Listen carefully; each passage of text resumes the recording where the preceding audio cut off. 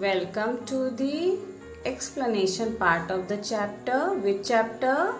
Of course, Rip Van Winkle. Many years ago, बहुत साल पहले, at the foothills of the Catskill Mountains, Catskill Mountain के तलहटी में, there was a little village. एक छोटा सा गांव था. In the village lived a simple, good-natured fellow named Rip Van Winkle. उस गांव में एक बहुत ही साधारण, बहुत ही अच्छे स्वभाव वाला एक इंसान रहता था जिसका नाम था Rip Van Winkle. He was a kind neighbor. वह एक दयालु पड़ोसी था. Kind, दयालु, neighbor, पड़ोसी. Ready to help anyone. वो किसी की भी मदद के लिए तैयार होता था. Everyone in the village liked him. गांव के सभी लोग उसको बहुत पसंद करते थे. क्यों ना पसंद करें? A man of such good behavior will be praised by everyone. The children of the village shouted with joy whenever they saw him because he played with them. गांव के बच्चे थे, वो हमेशा खुशी से चिल्लाने लगते थे जैसे ही वो रिप वैन विंकल को देखते थे, because वो उनके साथ खेलता था. He taught them to fly kites. उसने उन्हें सिखाया था पतंग उड़ाना and shoot marbles. उसे मार्बल्स शूटिंग करना सिखाया था और तो और लंबी लंबी कहानियां सुनाता था. And told them long stories. तो you children like this type of person ना? The only problem with Rip was that he was very lazy. वो बहुत अच्छा था but there was a problem. एक समस्या थी. He was really a big lazy person. He did no work on his own farm and just idled away his time. वो अपने खुद के फार्म यानी कि खेत पर काम नहीं करता था और idled away means wasted. वो अपना समय बर्बाद कर देता था. His fences were falling to pieces. उसकी जो दीवारें थी, घर की दीवारें, वो pieces टुकड़ों में गिर रही थी. वो मेंटेन नहीं करता था उसे. His cow was going astray. Astray means अपने रास्ते से भटक जाना, इधर उधर चली जाना. तो उसकी जो काऊ थी जिसका उसे ध्यान रखना चाहिए, वो भी इधर उधर भटक जाती थी. Weeds grew on his farm. Weeds means वो जो बेकार खरपतवार होते हैं खेतों में हो जाते, जिन्हें समय समय पर हटा देना चाहिए, उन्हें वीड्स कहते हैं. तो वीड्स भी ग्रो कर रहे थे उसके फार्म पे, बट उसको कोई फर्क नहीं पड़ता था. Rip's constant companion was his dog named Wolf. उसका एक परमानेंट साथी था जिसका नाम था वुल्फ. वो एक्चुअली एक डॉग था. To avoid work he would walk away into the forest with his dog. वो काम को टालने या न करने के लिए कहाँ चला जाता था? फॉरेस्ट में. और किसके साथ? अपने फ्रेंड डॉग के साथ, वुल्फ के साथ. One day Rip just walked on and reached the highest part of the mountains. एक दिन क्या हुआ? वो चलता गया फॉरेस्ट में और चढ़ता चढ़ता पर्वत की सबसे ऊंचे पार्ट पे चला गया, हाईएस्ट. और it was late in the afternoon when he reached there. उसे वहाँ पहुँचते पहुँचते चढ़ाई करते करते बहुत देर हो गई थी. तो दोपहर का समय हो गया था. Tired after his long climb, he lay down and began daydreaming. इतना थक जाने की वजह से, इतनी लंबी चढ़ाई करके थक जाने की वजह से, he lay down. वो वहीं पे सो गया और began daydreaming. दिन में सपने देखने लगा. It was soon evening and he realized it would be night. अचानक से शाम हो गई जल्दी ही और उसे रियलाइज हुआ कि अब थोड़ी देर में रात हो जाएगी. By the time he reached his village, suddenly he heard a voice calling out. जब तक वो गांव पहुंचेगा रात हो जाएगी. अचानक उसे एक आवाज सुनाई दी, रिप वैन विंकल, रिप वैन विंकल. जैसे आपको आपके नाम से कोई पुकारे तो आप इधर उधर देखते हो. Just like that, he looked around and saw a short old man. उसने आसपास देखा तो एक छोटे कद का बूढ़ा सा आदमी वहाँ पे उसे पुकार रहा था. With thick hair, बहुत ही घने बालों वाला.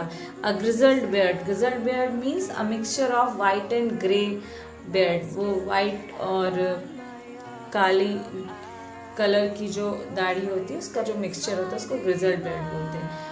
Walking towards him with a barrel. You can see this old man. with a barrel. Barrel means a container. He made signs to help him carry the barrel. उस बूढ़े आदमी ने इशारा किया रिप को कि मुझे हेल्प कर दो इस बैरल को कैरी करने में. You know, Rip was really a helping person. So Rip hurried to help the stranger who caught his hand tightly. Rip ने क्या किया, वो जल्दी ही हेल्प करने के लिए पहुंच गया. और वो स्ट्रेंजर था, वो एक अजनबी था, लेकिन उसने उसकी मदद कर दी जैसा उसका स्वभाव था. और वो भी दौड़ कर मदद की, जिसने उसका हाथ जोर से पकड़ लिया. Together they reached a place where there were some more odd-looking men playing ninepins. जल्दी ही वो लोग ऐसी जगह पे चले गए जहाँ कुछ और अजीब दिखने वाले लोग दिखे जो 9 पिंस नाम का गेम खेल रहे थे. ये एक गेम होता है, आगे हम पिक्चर देखेंगे इस गेम की. तो इस गेम को खेलते समय वो लोग अजीब लग रहे थे. अजीब क्यों लग रहे थे, we will see.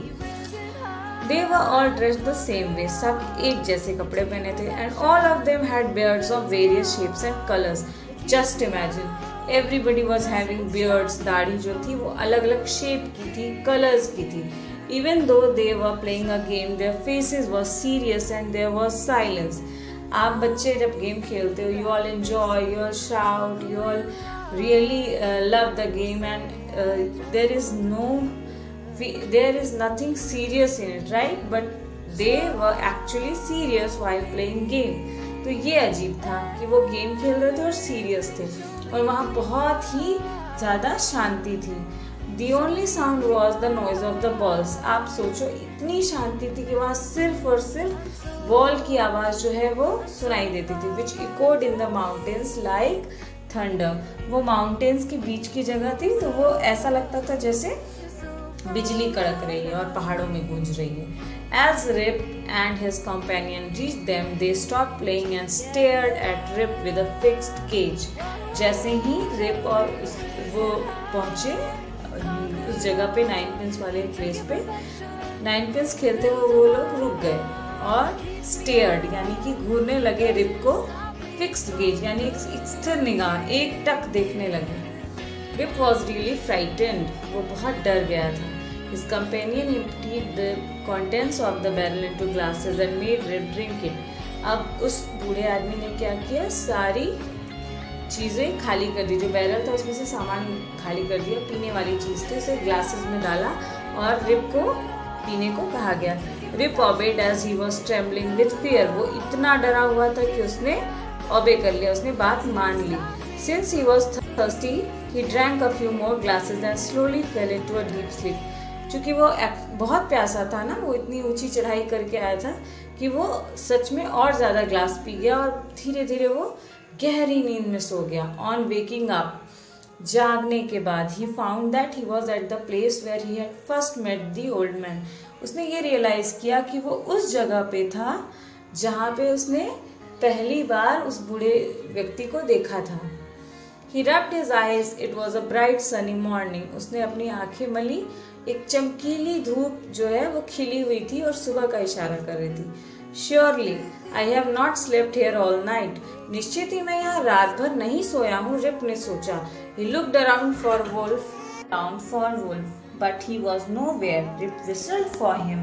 जैसे ही रिप जागा, सबसे पहले उसने अपने सबसे प्यारे साथी को ढूंढना शुरू किया और वो था उसका डॉग. पर वो कहीं नहीं मिला. Rip whistled for him. Rip ने एक सीटी भी बजाई जिससे कि उसका डॉग जो है वो उससे मिलने आ जाए.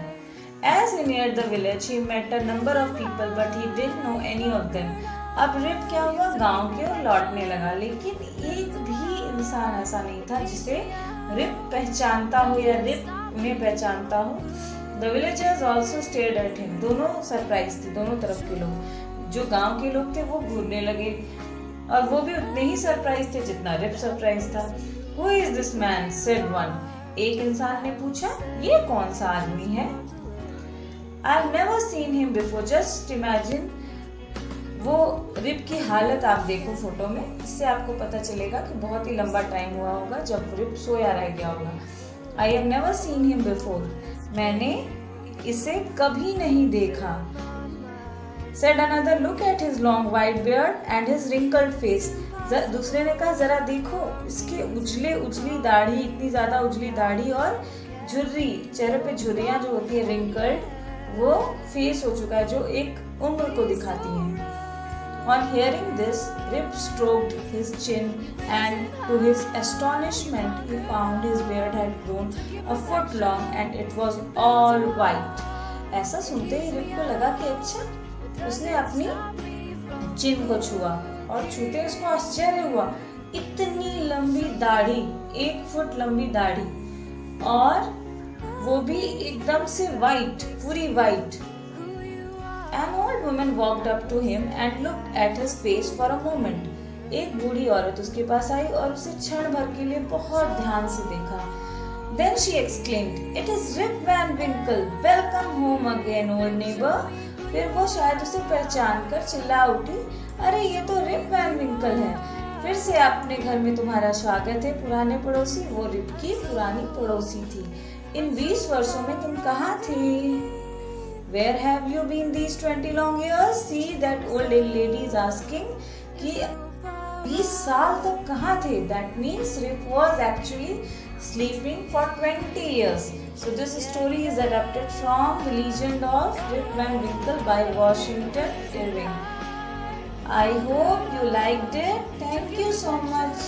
Thanks for watching. Bye bye.